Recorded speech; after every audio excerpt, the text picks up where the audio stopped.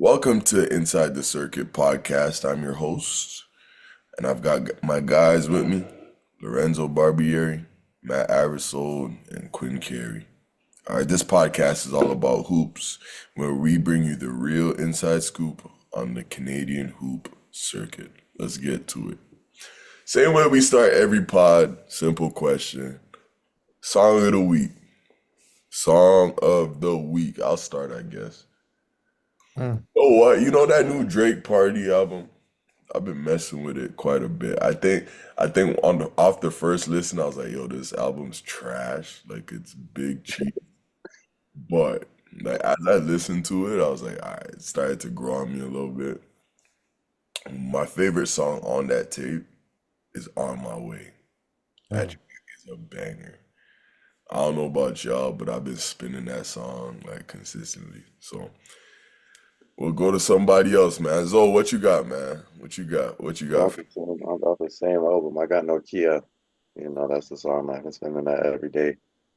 Gets Quick, me in the mood. who's Gets me calling? groovy. Gets me groovy. Calling. Yeah, man. All right, Quinn, where you at, man? I'll just keep it on the album. I like Die Trying. You know, that's a banger. Mm. Check out. Matt, you gotta keep it with the album. Yeah. Nah, so I'm gonna go completely different direction. I'm gonna go with the throwback. Look at Uh, this guy, bro. there you go, Kodak Black. This guy said Kodak. How you go from Drake and Party to Kodak, twin? Come on, bro. What's going on, bro? So, Kodak Black. What's the song? You just said Kodak Black. Who I said, cares there you about that? go. There he go. There you go. Okay, okay. All right, all I right, get man. it. Man. I'll let you rock, man. I'll let you. So today's pod, I think we have a good, set of episodes. We have a good episode ahead of us. Our topic for today is building trust with coaches. I think this is a great topic, especially when kids are in high school and then also when they get to that university level. I think it's important that we understand how to cultivate and how to maintain a relationship with someone who's controlling your playing time. And it's not just being a pick me or whatever they call it, but I think it's important to understand to keep that line of communication open, to understand how you could get on the court, one, and then two, how to stay on the court. So I'm gonna play on you guys' experience here. We have two university team captains. We have one who's well on his way, I feel like. And I really want to talk to you guys, especially because as captains, and I was a captain myself as one at a time too, the communication between you and your coach, it's essential, right? So what does that look like? What did that look like for you guys in terms of keeping contact with your coach and making sure that, you were relaying the message correctly to the rest of the guys? I guess I'll start on that. It's being that this is my first year and I guess only year being the captain of the team. I'll say there's a lot more work than I anticipated or like thought it was. You know what I mean? Like all my years here, I've seen my past captains like they do all the work. They just relay the message to us. I'm like, oh, okay, cool, I get it. But like really, there's a lot of work behind the scenes where you gotta like you're texting your coach every other day. You're setting up this. You're setting up meetings for your team. You're setting up times when guys got to meet that correlate with your coach is good, your team's good. Then your coach will come and say, okay, how are guys feeling? You kind of got to get the emotions of every other guy, understand how the team morale is. It's a lot of communication, and it's just I'll say it was just different from what I expected. There's a lot more. Just like even little things like coach will be like, hey, can you go into the change room and fix this or change this or set this up? And you can get the team to help you, but it's like you're not going to ask the team for little things like that when you just go do it yourself. You know what I mean?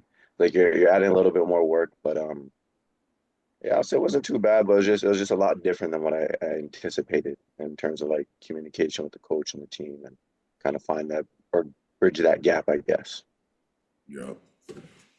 What about you, Matt? I know you weren't a captain this year, but I think you're a guy that could be well on his way to becoming a captain. So like from your perspective of, not necessarily holding that leadership title, but still being a leader in your own way.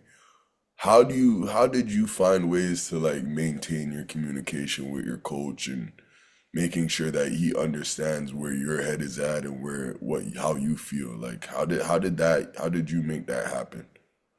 Well, the first thing I will say is like I actually had a good conversation with Quinn about this. Is that no matter if you're titled as captain or not, everyone should be a leader in their own way, like you said. Um, and I feel like it's important to because coaches have so many different things they need to think about, players, systems, staff, whatever. They're so busy. It's important that you reach out first sometimes and kind of make the first step into kind of talking to them and creating this relationship on and off the court. Like, don't be afraid to pop in the coach's office, have a random conversation. It doesn't have to be basketball. This can, start the relationship with you and your coach, and then establish, other like leadership things to do with basketball and other things.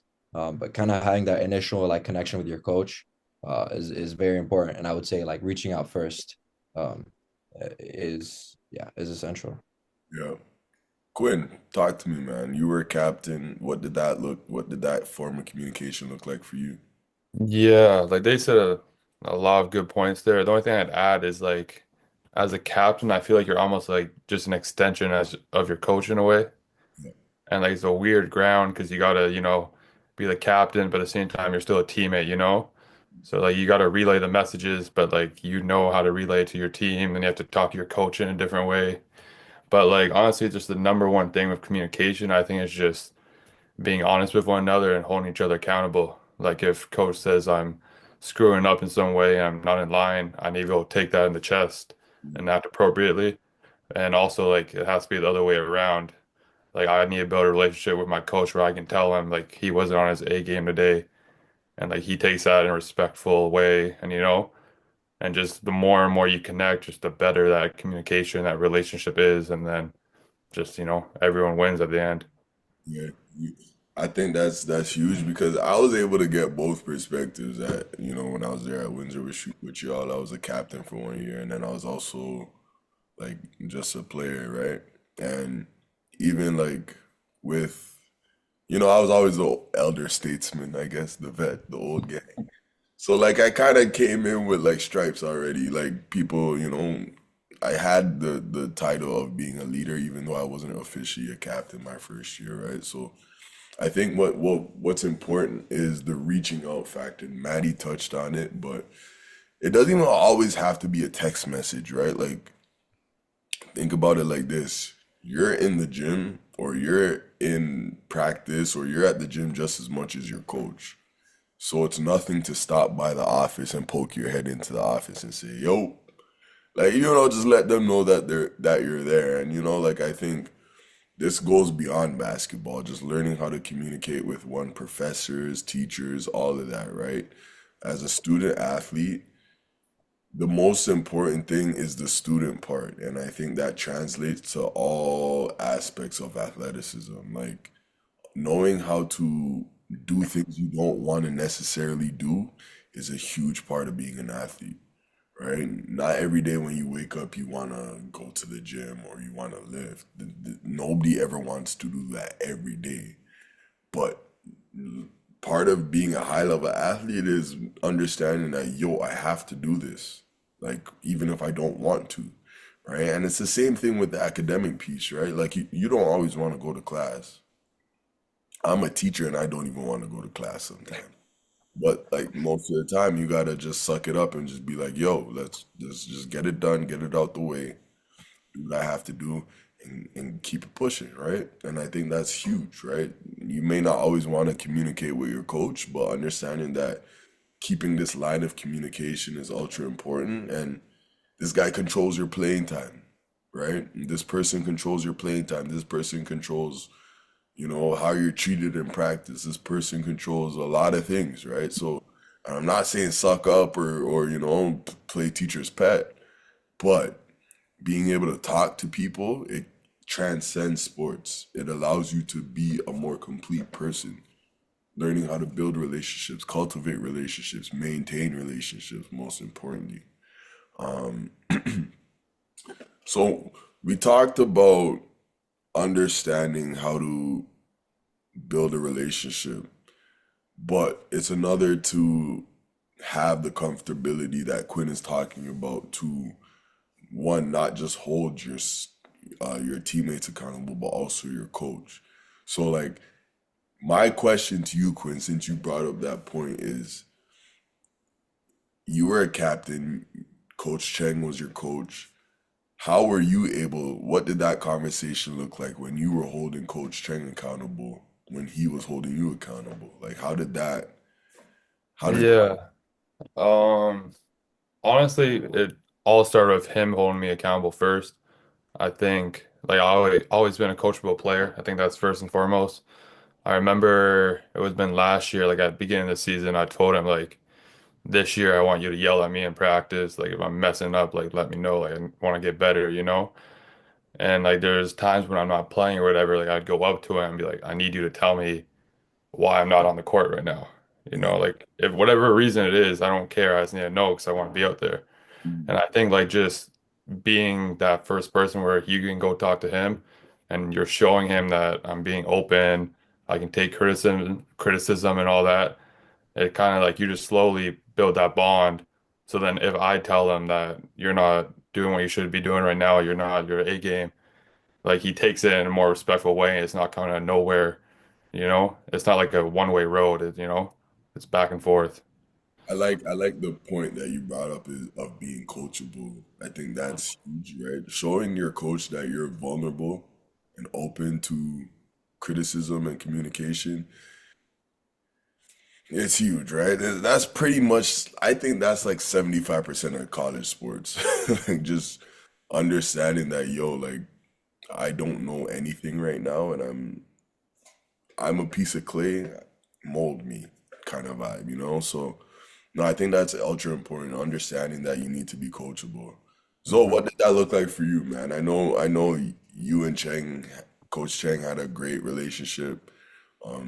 The way he spoke about you, the way you speak about him. So I want to know like what that looked like, and I want you to kind of paint a picture for everyone.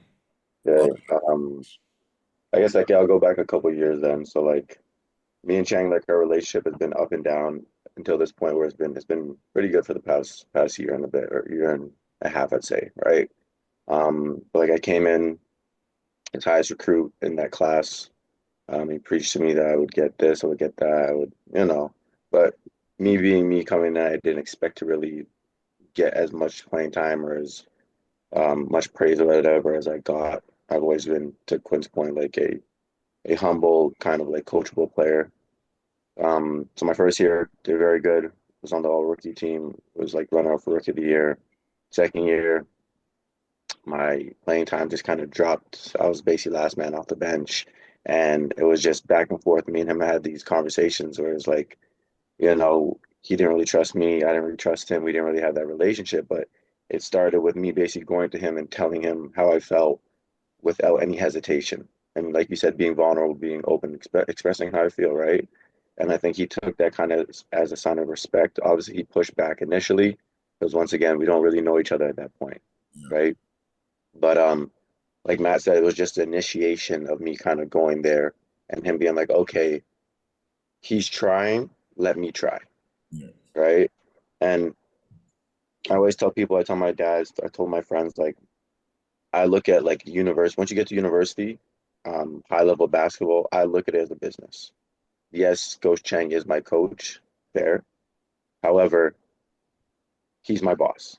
yeah, He's running a business, an organization that needs to succeed for him to continue to run it, right? And if I come in there and I act like I know the organization, I come in there and I act like I'm better than everyone else. I don't need to learn. I don't want to listen to my boss. In the real world, he's gonna go fire me. In the real world, your boss isn't coming to your little cubby or he's not coming to your room every day and saying, "Hey, how are you doing? I just want to talk to you, get to know you a bit." No, they're doing this. Like Matt said, they're busy. So I think like our relationship started getting better because I went to him. You know what I mean? And to Quinn's point, he saw that I was able to take criticism. So in turn, when I started giving him criticism back, he looked at it like it's coming from a place of actual criticism, not hate, not disrespect. So then he started to take what I said a little bit more meaningful, and he's like, okay, I understand. I'm gonna try to adjust this. I listened to him. I'm like, okay, I see what you're saying. This is helping me. What I'm saying is helping him. And just slowly, we'd meet a little bit more. We just chop it up. If his door was open, I would just go through, say, what's up? What do you have planned for today? And I think like another big thing that kind of helped build our trust was like in practice. You guys have seen me in practice with Coach Chang.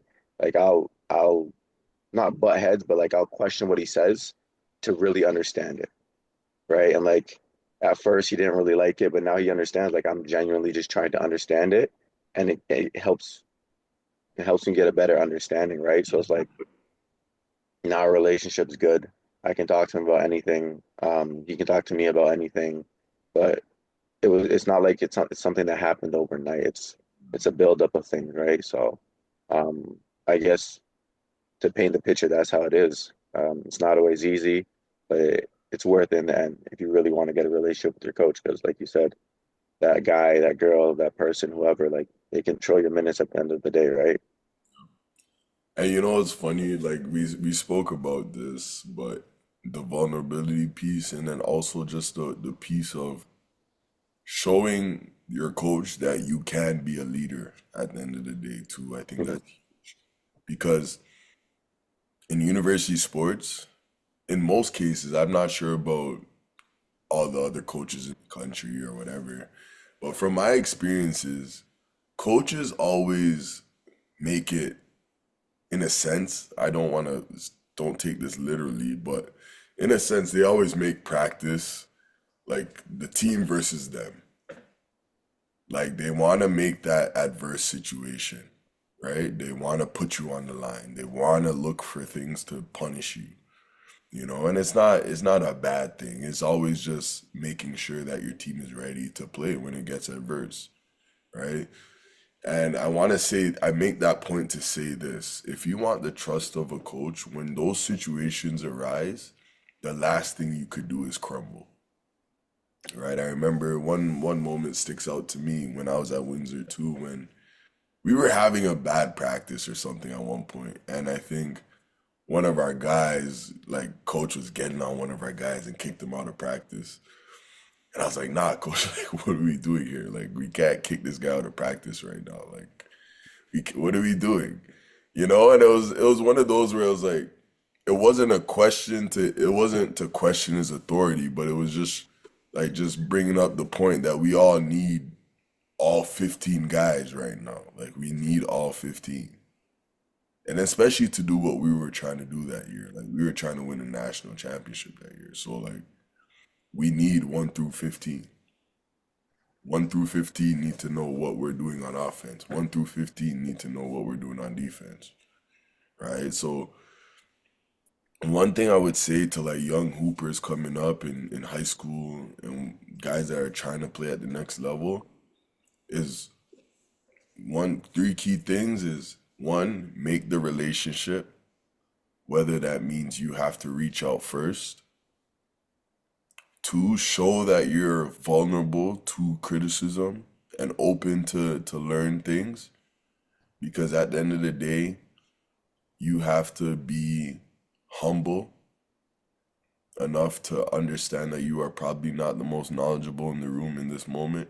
And even if you think you are, you have to humble yourself to be like, okay, like, I don't know I'm not the most knowledgeable.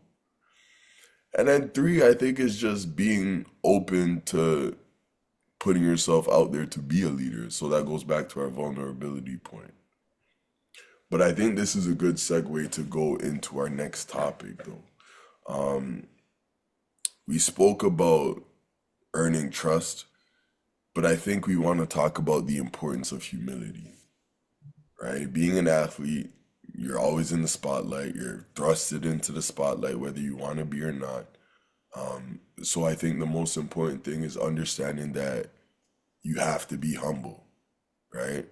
Um, so I'd start with Maddie here. We'll start with Maddie. Maddie, like you're in a situation that's very unique. You're from Switzerland, you're playing in Canada here.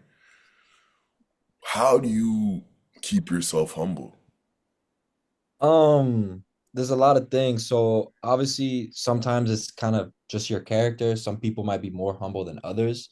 You can always build on that. And I would say like humility is you're gonna have good games and you're gonna have bad games.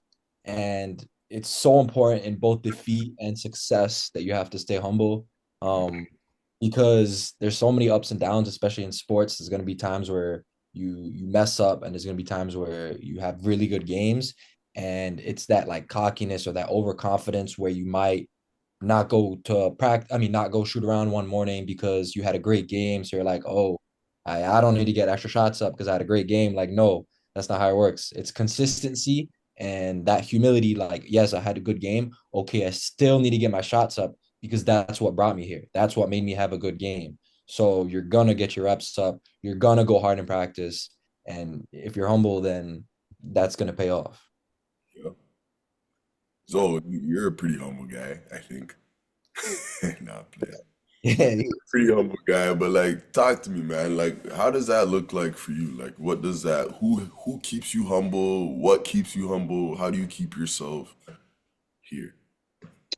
I guess like Matt's point is it has a big part to just do with who you are, in all honesty. I just honestly for me through like life experiences, life has humbled me quite a bit, you know. I've gone from playing on teams where I was the guy to a month later going to another team and I'm not the guy. I'm sitting on the bench. I'm begging for minutes. You know what I mean? To then going back up and I'm a starter again. So it's just like honestly, I like look at it as how was I when I was a kid? You know, I wasn't cocky. I just enjoyed playing basketball with my friends. And like I always try to revert back to that.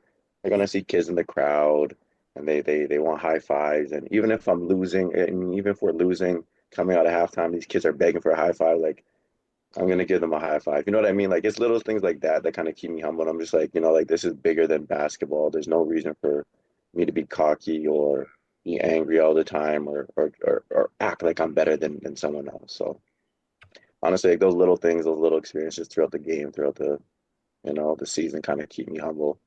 And I just know experience from our team, we've been very good, we've been very bad. And like you just kind of got to keep a level head through it all. Facts. Facts. QC, man, talk to me. You're also humble. Uh, yeah, I'm not a very cocky guy at all, if I'm being honest. But I'll take a different approach. These last 2 years, I'm gonna change the word to humble to just the grateful, honestly. Because like it's honestly a blessing just to be able to play this game. Like injuries alone that I have my fair share of, we all had our fair share. It can just be taken away like that.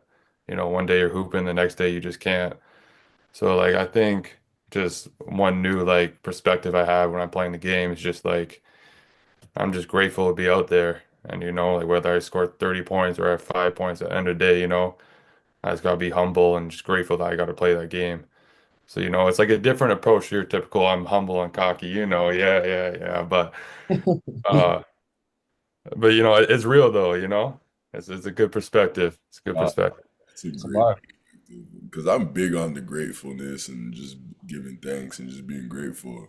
Because, like you were saying, I've had moments where the game was taken away from me, like in a split second. Like I'm playing like the game of my life, and then next thing you know, I'm concerned if I'm gonna play on my senior night. Like like that's just how it is, right? And one thing that I've noticed too, it's all about your community. I think it takes a community, it takes a village, is what the saying I grew up on, right? And looking back, like on the people that I've come in contact with, all the people that I've been around, all the people that helped raise me in a sense, it wasn't just my parents.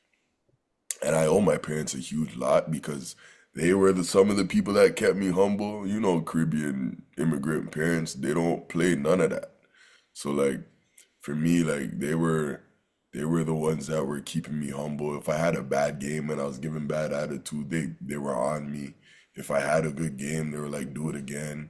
You know, like they were just making sure that, I understood that it's much bigger than the moment, but to also stay in the moment as well, right? To give you that perspective. Um, and then also too, I think the fact that Matt brought it up was huge is that consistency. I think consistency will keep you humble.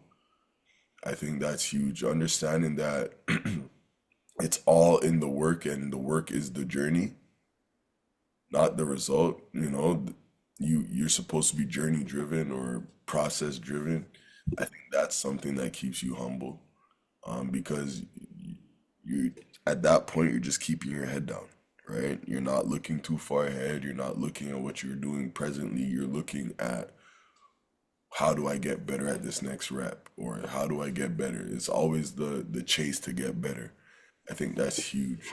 Um, and then another point that I would love to bring up too is just understanding that it's okay to have ups and downs in sports, right? That's what keeps you humble, right?